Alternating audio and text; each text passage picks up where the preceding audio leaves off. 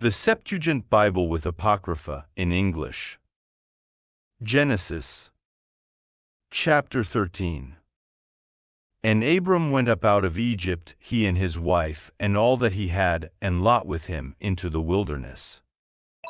And Abram was very rich in cattle, and silver, and gold.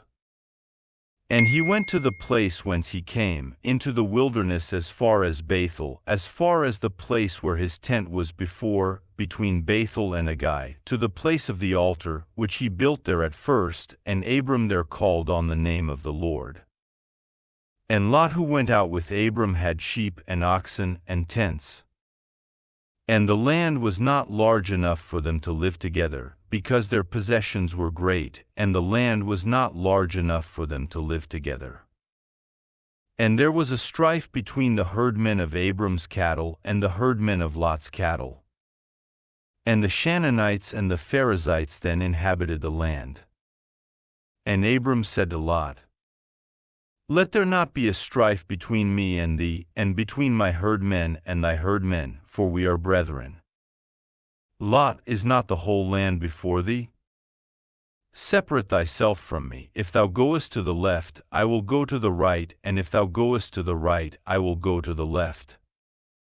And Lot, having lifted up his eyes, observed all the country round about Jordan, that it was all watered, before God overthrew Sodom and Gomorrah, as the garden of the Lord, and as the land of Egypt, until thou come to Zagorah. And Lot chose for himself all the country round Jordan, and Lot went from the east, and they were separated each from his brother. And Abram dwelt in the land of Shinar.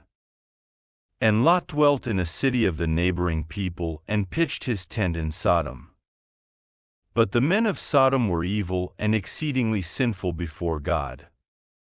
And God said to Abram after Lot was separated from him, Look up with thine eyes, and behold from the place where thou now art northward and southward, and eastward and seaward, for all the land which thou sayest, I will give it to thee and to thy seed forever.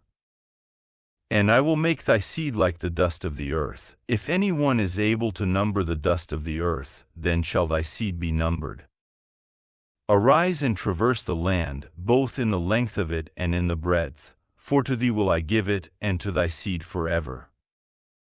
And Abram, having removed his tent, came and dwelt by the oak of Mamre, which was in Chebron, and he there built an altar to the Lord.